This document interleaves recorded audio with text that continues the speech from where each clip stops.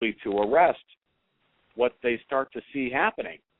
And I just felt that, the reason why I agreed to do it on camera is twofold. Number one, the most important reason is because it wasn't going to cost me anything. I'll be honest. That's a good reason. that was my number one reason. And number two, I didn't have I don't know, I wasn't ashamed by the decision. I didn't feel that that there was a stigma attached to a guy having a facelift. I didn't care. I mean, I thought if showing this, to people, to guys, would help them, be a little bit more comfortable with doing something for themselves like that, then great, I mean, why should there be a stigma? I mean, if a guy wants to change something, in his looks or physique or whatever, why not? Who's to say, what a person should do or shouldn't do? It's really up to the person. So I kind of did it, out of, mainly for that reason. Well, I have to say I kind of watched it through my fingers because, I mean, the funny part is the facelift itself didn't bother me as much as when they were sucking the fat out of your stomach, which to put in your face. They're shoving that thing in and out. Oh, yeah, I know. It's very graphic. It's very graphic. But I got to tell you, that the doctor, Mark Monty, that did the procedure, I mean, he's just amazing. He was so caring, and, I mean, talk about bedside manner. I mean, they took the best care of me. And people that don't know that I've done that, that didn't see the video, can't believe it, because I don't have any of those like scars or those telltale kind of what do you call it? Like characteristics. Yeah. Yeah. So I mean, I just was hoping that I still looked like myself after it was all said and done, and I was so happy that I did. Yes, you did. The one thing that stood out to me as well was your daughter. I thought, my gosh, when she saw you after surgery, I thought she's going to have nightmares. But she just seemed kind of hesitant and more worried about how you felt. Well, my three girls and I, we have a very close bond. It's like we can talk to each other about so many things. They're very comfortable with me and always have been, because I've been they're basically a single parent. I've been their daddy, their mommy, their everything for so many years since they were tiny, because I divorced their mother when Isabella, the one on the tape, was like 2. So from the time she was just tiny, she's always been able to come up to me and ask me everything. And I think that she's matured, faster because of that. We've been very honest with each other the whole, her whole life. And that's why when I was asking her what she thought about it, and she said that sweet thing that,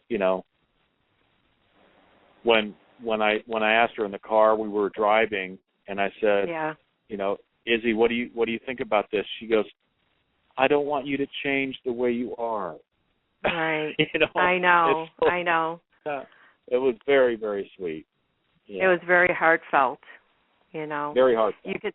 You could tell that you had a close relationship just by, watching just only that part.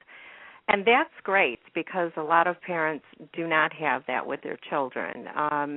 You have to sort of, to me, combine being a parent and also trying to be somewhat of a friend to them and have them trust in you, that even if they tell you something that's going to upset you, they're going to know that you're going to stand by them no matter what. Right. I've always told them that just no matter what, don't lie, because I'll be much less angry, right, if you tell me the truth. And that kind of trust, that trust is just the key, I think, to have that communication. Yeah. Yeah. I mean, and they've told me that they've stolen stuff. They've told me that they've they've done this or they've done that or they said this or said that, and I never overreact because I have to remind myself that they're being completely vulnerable and honest to me. Don't take advantage of that. Right. Don't and you also have to think about when you were a kid and the things you did. Oh, absolutely. Yeah. Some parents forget that they were children once or teenagers once and they did those things, and that's when they fly off the handle. So you have to think back a lot of times and just know what they're going through and help them through it. I try. There's no blueprint for being a parent. We all know that. Yeah. You just yes. try to do the best you can with the given situation. That's all you can do. That's right. Now, what is your workout regimen like, and how has it changed over the years? Well, it hasn't really changed too much. I swam in college, so I do that a lot, especially starting in the spring. I like to change my routine. I get bored. So during the winter, I'll do the indoor stuff. I'll do stairs and weights and things like that. And then in the spring and summer, I go outside and I do bikes and hiking and swimming and surfing and stuff like that. So I just do something. I try to do something every day, 45 minutes of whatever it is. Mhm. Don't they say that's the best way to keep in shape and keep it going, Otherwise, if you let yourself go slack. I get burned out if I just keep doing the same thing. And the same goes with diets. I've been on a low-carb, high-protein. I've been on a high-protein, no-carb. I've been on, just no sugar. And, the way I can maintain, my body weight is just eat whatever you want, but just less, Right. And especially now. Moderation. I'm 55. I'm not going to have, the body that I had when I was on Renegade unless I basically starve myself to death, And I'd rather not do that. I don't have to anymore. The demand for me to take off my shirt and seams are fewer and farther between, so I don't really need to worry too much. But, I want to stay in shape for my health. I want to stay in shape for my wife. Right. She's in great condition. And she's an athlete, so I don't want her to smoke me. Leave me too far in the dust. You don't want that. She beats me in a run. She's quick. I can't catch her. I can't catch her. Really? I used to almost, when I met her 4 years ago, I could almost catch her, but now I can't catch her. But she can't swim. See? Oh, there you go. Yeah. That works. when I'm chasing her, I kind of corner her into a pool, and then she's dead meat. She can't escape me in the pool. There's no way. Yeah. She and I have something in common because I actually can't swim. I know I took lessons when I was younger, but I didn't like the water enough, and I didn't like holding my breath under the water enough. So I can do as good as I can, but if a current ever tried to take me, it would have me because I wouldn't be able to swim out of it. I know. Well, you don't need to. You don't have to swim out of it. Just stay with it, relax, let it carry you. It's gonna eventually let you go. You don't have to worry about it. Just swim parallel to the shore, and you'll be fine. Oh, that's great advice. Thank you. So your acting mentor, I've got to mention this, was the late great Jane Wyman, and what a fantastic actress to have as a mentor. And I just wanted you to please share a fond memory of her and why she ended up being your mentor. Well, she was a very honest person, and everybody that worked on Falcon Crest respected her for that. She was, if anybody could have been a diva, it would have, it could have been her, and we would have understood that. She was an Oscar Award winner. She had done so much quality, acting, and and movies up to the point where she got Falcon Crest that we would have understood it if she wanted the big trailer and the special treatment.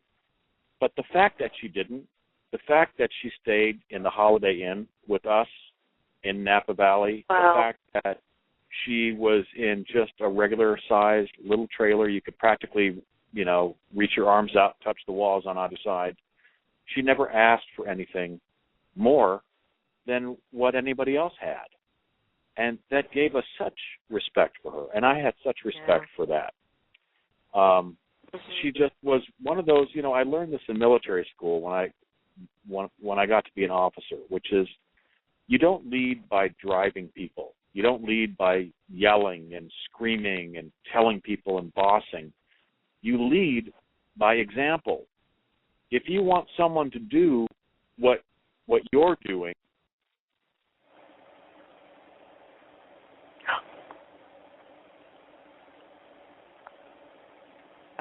his call dropped. Oh boy, Blog Talk is You asked a hard question. You asked a hard question and made him drop his call. I didn't make him do anything. He's back already. Here he's back. Lorenzo, are you with us? Yeah, okay. I am. Yeah. So anyway, I think I was saying. I said that Sabina gave you too hard of a question and your call dropped. No, that was a fantastic one. What are you talking about? It happens. It happens. It's just she was such a great example for all of us. I think that's the major thing that I took away the most. Oh wow, that is amazing and really great to know. That is wonderful. I'm almost speechless. Sorry. So I read that you learned how to fly in order to pick up your kids for weekend visits. That is a wonderful reason to take up flying, I have to say. Do you actually still fly, and do you own your own plane? Well, I did. When I learned how to fly, it was because my kids were living in Arizona, and I was working in San Diego on Renegade, and long story short, they had to miss school to come and visit me, and there was too much time that they spent sitting in airports waiting for flights. So I said, well, I'll learn how to fly. I'll go get them. That'll give us quality time together, going back and forth.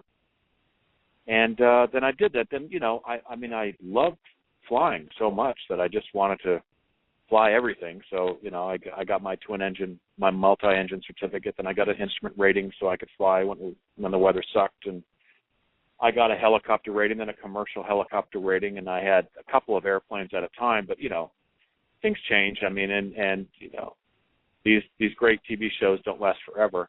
So I had to give up my airplane. Eventually, I sold them and got out of flying for a while. But it just 3 months ago, I got back into flying helicopters, but to learn how to teach, because I think that would be a great part-time gig for me. So I'm working on my flight instructor rating now. In helicopters, because I figure if I'm going to be teaching somebody how to fly something, I'm going to have a lot more fun in a helicopter than I will in an airplane. So really, yeah, I can't even imagine being in a helicopter. I've been in one. I've actually been in one. When I was in Hawaii, I took one of the helicopter tours, and that was the most amazing adrenaline rush type of a thing I've ever done. I would never do anything even more,